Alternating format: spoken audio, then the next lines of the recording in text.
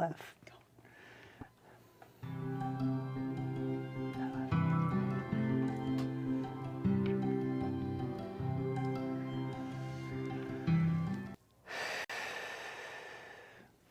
Welcome to Real Body Talk. I am your host, Jennifer Krayat-Solis, coming to you today from MLTV.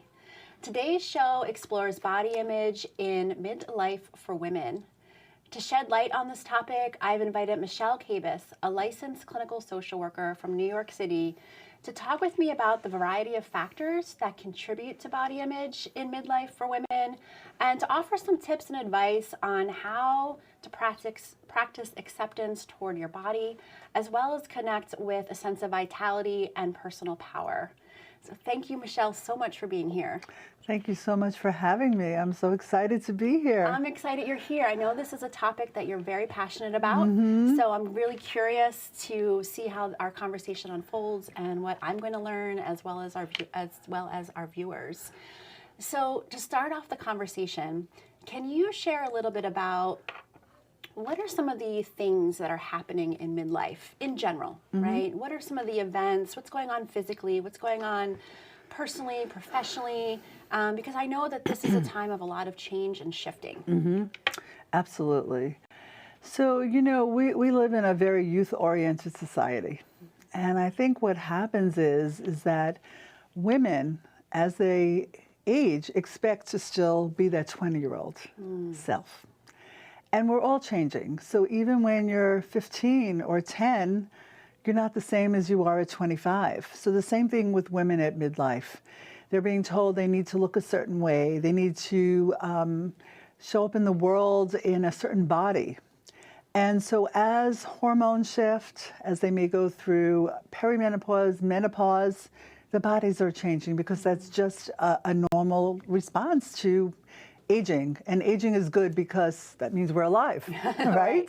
Right. The alternative is not a great one. Right. But it's about accepting that. So what happens is your body's changing.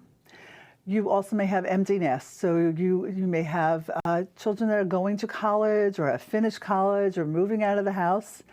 And then it's like, who am I? What is my life about? What is meaning and purpose? Whether you've been working or not, there's still a different element. And how you see yourself and where you want to go and how you can still be vital, right? So I think that there's a lot of challenges and changes, and how we deal with that is really essential. I love what you said. You know, aging is a good thing because it means we're alive. Like, I feel like that needs to be like a T-shirt or something. Right? Like, we need to get that message out there. And I wonder if we could get that message out there, how our perceptions of ourselves as we age would change. Right. And you also mentioned the word vitality, which I know we're going to talk about a little later. But that's such a powerful word, right? And it's so easy to lose sight of the importance of vitality and what that means. Absolutely. I'm also thinking of another word, if you may, wisdom. Yes. All the wisdom that we have accumulated over the years. You know, so your 20-year-old self is not the same as your 50-year-old self. And it's really acknowledging all that you've learned and all that you are and all that you can share and want to be in the world now. So I think that we are wise women. Women were always revered because of all that they knew and all they could offer. And I think we need to remember this because in our society, it's the superficiality of youth and models on magazine covers and how you need to be. And that's just a very surface, superficial way of being because we are so much more. We're goddesses. So do you see women in midlife, this stage of life, being represented in the media anywhere? So it hasn't been. More recently, some companies, you know, if you go back to the Dove commercials, women of different ages, different sizes are being, you know, shown. I think that also I read recently some of the makeup companies are using some of the older actresses as role models because we are role models, because you need guides. When you're younger, you don't know where you're going and you need women who have matured, who are wiser, to be that guide. Can you talk about how all the changes that happen in one's life during this time, how does that then get translated into relationship with one's body, right? Because there's a correlation there. How does that play out? I mean, you mentioned the actual physical changes, so there's that piece and the angst that comes with that, but these emotional pieces, children leaving the home, the question of who am I, maybe feeling lost to purpose, maybe there's changes in other relationships happening. Sure. Maybe there's loss, you're seeing people in your life pass away. How does all of that get mapped onto how we relate to our bodies? Well, I think, the word I'll use is control. And so we want to control things that maybe we can't. And really the bottom line is, and it's really letting go, because we cannot control life events. Things happen. And so many times we try to control it with how we look. And that's whether we're over-exercising to keep that body, that's a way of maintaining control. With some people it might be with their food and how they're restricting their food to look a particular way, right? All in the desire to show the world I'm okay, the outside self. Yeah. But we're so much more than the outside self. It really comes from within, right? And so it's about looking within. Maybe this is a time of looking more within, that we're told we need to be doers, do, take care of everybody, do this, do that. But what about our own self?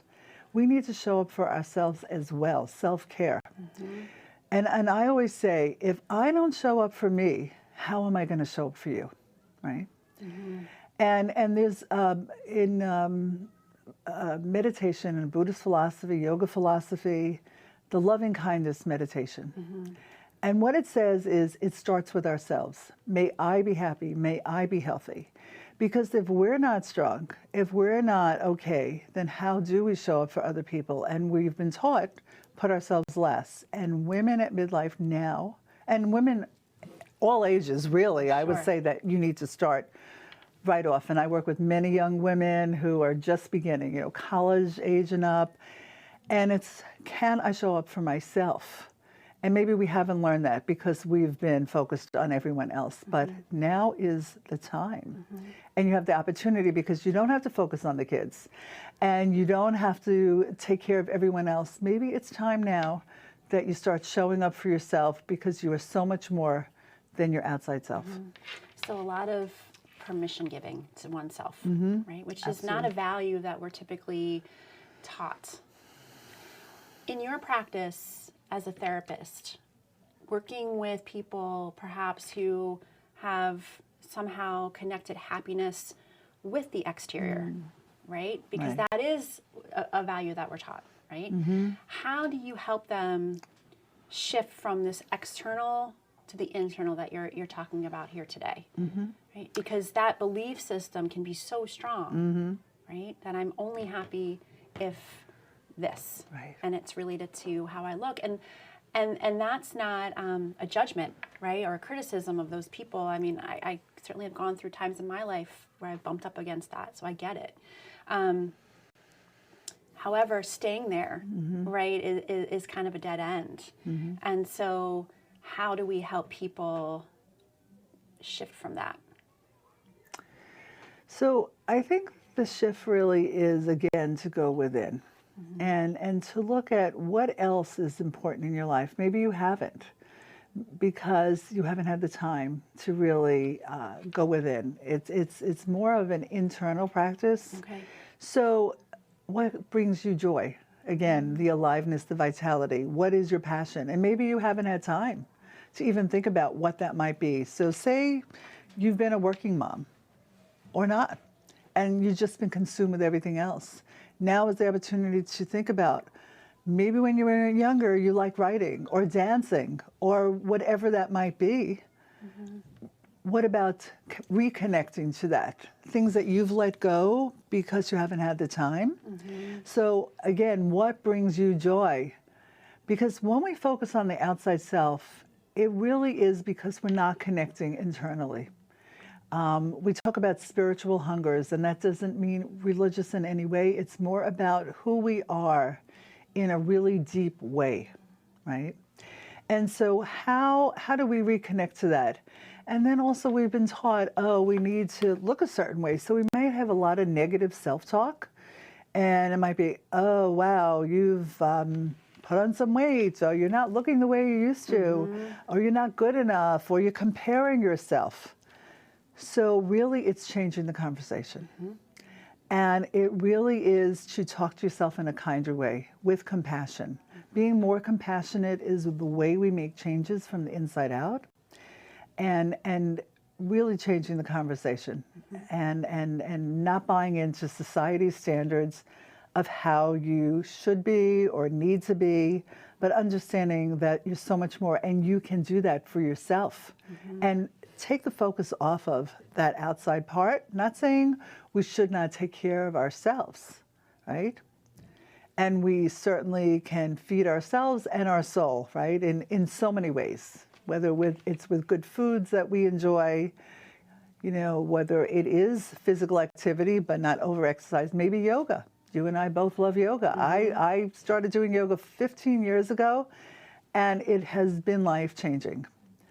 And it's just such a beautiful practice, because that gives you the opportunity to just sit and be with yourself, connect to your breath, the concepts of non-judgment, right? And really acceptance and all those kind of things, not comparing yourself to anyone else. Those are all concepts that you can embody. And I think that that is certainly one possibility that people have really connected to and really love and find joy in. Maybe it's taking yourself away. I've gone on yoga retreats, so maybe it's giving yourself that gift of taking that time for yourself and being in that type of environment where it's okay to just be. Because we're always doing, especially women, right? We're not human doings, we're human beings. And no one remembers, let's just be. You know, maybe meditating, connecting to your breath, like I said, writing, painting, art. Maybe you've been a painter and you just haven't done that. So whatever it is that brings you more peace and more joy, you're going to see it's going to shift how you're feeling about your outside self, because you're connecting in so many more deep ways to yourself than just that surface level or how you think you need to show up or present to the world. You know, I think to women at midlife, there's almost this like, you know what, maybe it doesn't matter anymore. One of my favorite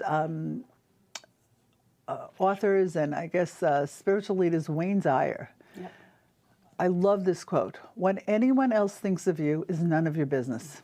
Right? That's right. Right? So if you go with that, it's like, right, you know, everybody's not going to approve of you or like you. Louise Hay is another one.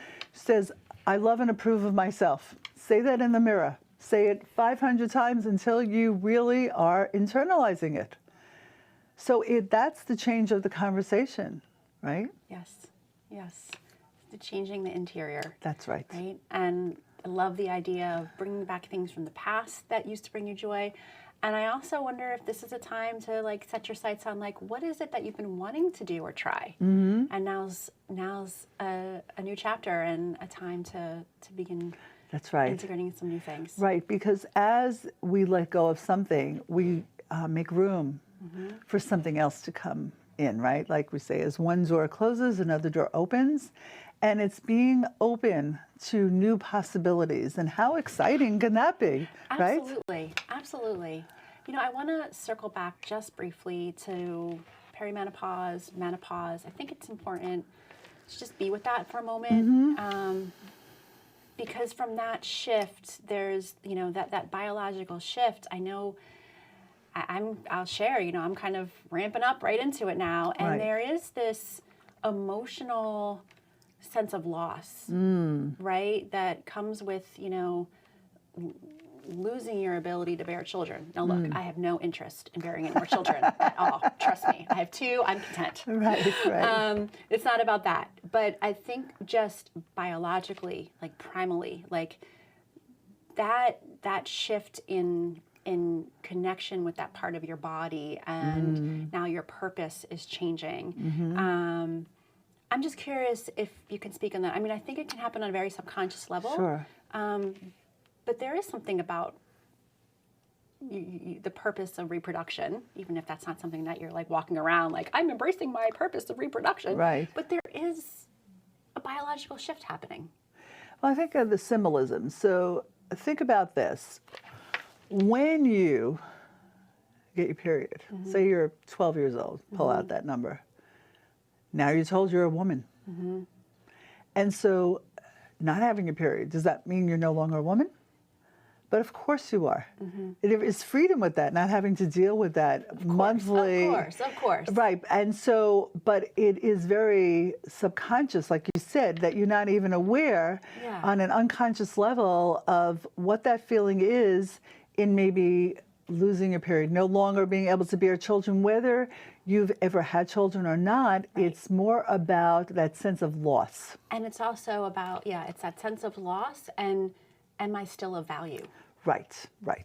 And that's the whole useful thing. So as you go into menopause, you know, your elasticity, different things go on, your body's changing. So that also is, oh my God, I'm not useful anymore. Am I still vital? Am I still a sexual being? You know, some women find freedom in that and not having to deal with a period and really reconnecting to their sexuality. It's like, oh, this is great. This is fun. So, you know, you talk about yourself. So I could speak about myself too, that as I went into menopause, my body changed. And I was never one that was overly obsessed with my body. And not saying I didn't want to do self-care or, you know, exercise or, you know, dress my body, because I certainly did. I think that's important. That's part of the self-care. But I've had to also practice body acceptance because things do change. And being well-versed with all this and working with so many women of all ages that are so focused and obsessed about how their bodies look, I'm aware that I don't want to be in that place and that I love to eat. Bravo! And I want to enjoy. That's the vitality of life, like really enjoying. And that to me is really sexy, because I think that when you have passion and that's coming through, it doesn't matter what size it is, it's about that. So sometimes I have to practice body acceptance and be like, well, these pants don't fit. That sucks. But but okay, so I'm going to find some other pants that do fit, are comfortable, are going to look nice, and I'm going to be okay. And I'm going to take care of myself in the best way possible, and to accept that this is where I am. This is the stage of life. And I become the elder. Like, I'm no longer that younger woman. And it's like, wow, how did I get this old, right? But it's like, okay, well, like again, we go circle back. Well, it's great I'm this old. I've lost friends at younger age. And like, I'm going to be grateful that I can show up. I can do my yoga. Like when I go in, I'm like, oh, wow, this is awesome. And really be grateful that I can still have the passion and excitement for things. And so, you know, this is where it is. And so I encourage women to embrace that. Maybe that's a word too, to embrace yourself where you are, because you can only be where you are. And that's the concept of also staying present. Suffering occurs when we are in the past or we are stressing about the future. That's right. So we connect to our breath, and I do a lot of work with that, and as do you, right? And just be in your body, be where you are, accept where you are, because there really is no other choice. And if you're constantly pushing against the grain to be somewhere else, then you're always in this state of unhappiness, rather than just enjoying every moment of the life that you do have now, right? Being in the moment. Such a great message. You mentioned earlier about, people might make comments. Oh, look like you put on some weight, blah, blah, blah. The holidays are coming. We're spending a lot of time with our families over the holidays. We're with the people that push our buttons probably the most. Absolutely. It might be cultural to comment on people's bodies, or it just might be a dynamic within the family. As a therapist, can you offer some advice on how to show up in the holidays, and whether from a self-talk standpoint, how to respond to comments like that? I think it's important. Yeah, I agree. And no matter how old you get and you have parents or you have relatives, somebody's going to say something, and because they're not really thinking about their words, or that, again, it's not their business. Right. And I think the message really is to not engage in it. Or if say it once, maybe ignore it. They say it again, say, hey, listen, really, I would rather not discuss this. This really is not your concern. Right. Like, just to be direct about it, and to say this is not helpful, right? Yeah. Because people think that they're helping you or they should be in your business, and that goes with anyone at any age. I work with a lot of younger women, especially who are going home for holidays, and there's always that conversation about bodies, or, oh, you lost some weight. Well, they may be having an eating disorder, and that's not a good thing because they've been restricting their food, or maybe they're binging and purging, and people are not aware. And so I think it's really to be like, I am not going to engage in this, and to set boundaries, healthy boundaries. And I think that, yes, it can be triggering, it might make you feel bad, but if you continually work on yourself, that's taking your breath and like, okay, they're going to have their opinion. That might be true, I put on some weight, but that's not their concern. Right. And that's not something that you say to someone, and you need to be okay with yourself. So if we work on our own self, then we can show up with people who think they're well-meaning but have no boundaries, and kind of be like, okay, that's their stuff. I'm not going to get pulled into it. Whatever that stuff is, whether it's weight or a conversation about, are you dating? I've had young women like, oh, yeah, so you're dating anyone? Like, when are you getting married? When are you having a baby? It's like, really? Is this appropriate? This is not your business. Right. So I really think it's setting boundaries with anything, because your body is your body. It's no one else's business. That's right. Right? That's right. Yeah, absolutely. I love that. I kind of feel like that's a great line to end on. Oh, yeah? You like that? Your body is your body, and it's nobody else's business. Absolutely. Yeah. Absolutely. Yeah. And just to kind of recap, your wonderful points about passions, connecting with your passions, like doing things that remind you of your vitality, right? And your personal power, that you have a place in this world, that you are of value. Absolutely. Right? And that's at any age. Right. Right? And I also, one more thing I want to squeeze in here. Sure.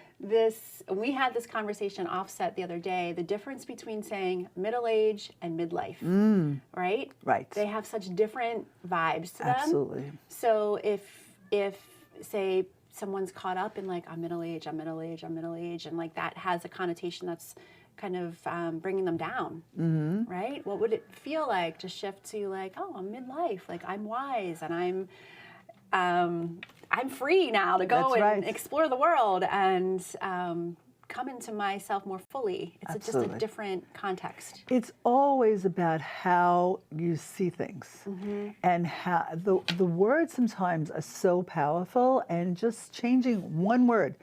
It's not even that different. Midlife, middle age, you're having the same mid. Right. Right? But life is, again, going back to vitality, rather than the old connotation of what middle age means. You're old. Yeah. And especially now, people are living longer and they're starting new things at different age. In the 60s, people are starting things. Louise Hay, who wrote You Can Heal Your Life, one of my favorite, 60.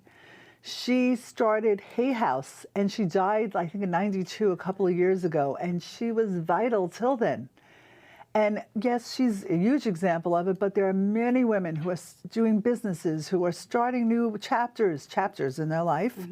I have a dear friend who's 60, just wrote a trilogy of books and just moved from one country to another and is just reinventing and recreating.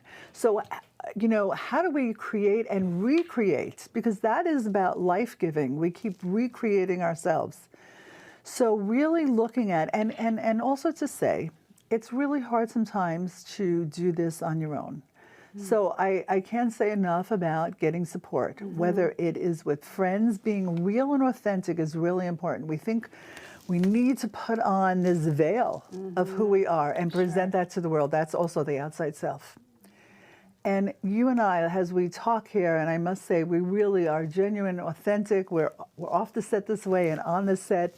But it's being real. Who is your authentic self? Not the self that you think you have to show the world, but really being authentic and genuine, because people do relate to that, and it is contagious, and that's how you connect. And I think it's also about, you know, just being in your own power. That's another thing, that we don't connect to who we are, that we're much more powerful. Marianne Williamson said, our deepest fear is not that we are inadequate. It is that we are powerful beyond measure. And that can be really, whoa, overwhelming, right? Right. But connecting to that place. And then lastly, I would say is sometimes you do need professional guidance. And that's something that I am passionate about and love to do, empowering women to find their voice, to speak their truth and stand in their power. And I encourage you and urge you to do that, wherever that might be. You know, I'm not here in Philly. I know this is a Philly station. I'm in New York City. But find that person or a group or whoever it might be. You know, there's, you know, different groups, support groups, women's groups, goddess groups, whatever it might be. Right. Find that space, that place where you can be yourself and are getting supported and uplifted by other women, by professional therapists, to really help you plod through this, because sometimes it's really hard to do these things on our own, and it's okay to ask for help. Yeah. I have asked for help. We all ask for help. If I didn't get the support I needed or still may need at times, then I can't show up for you. And I think I said that to you before too. If we don't show up for ourselves, we can't show up for anyone else. So show up. Yeah, I love it. Show up and find your tribe. That's right. Yeah. That's right. Right. Well, thank you, Michele. This has Absolutely. been a fantastic, enlightening conversation. Yes, I loved sharing it with you. Thank you. If people want to get in touch with you, how can they do that? Okay, so I am definitely online, Michele Kabas, Kabas, LCSW. My website is michelekabas.lcsw.com. And I'm on a variety of different sites, Psychology Today, Therapy Tribe is my website, Zen Care, but look me up and I'd love to connect. I sometimes do some Skype sessions, so if you're in a different state, I'd be happy to also do that. And I've run some workshops, and so I would love to connect if that's something that you're wanting or needing. And thank you so much for having me. I've really enjoyed every moment. We will do it again, I have a feeling. Oh, so much fun. Thank you, thank you, Jennifer. Good. And if you want to learn more about me, you can check out my website, Yoga for Eating Disorders. That's the number 4. And I thank you so much for joining me here on MLTV today for Real Body Talk. I will see you again soon.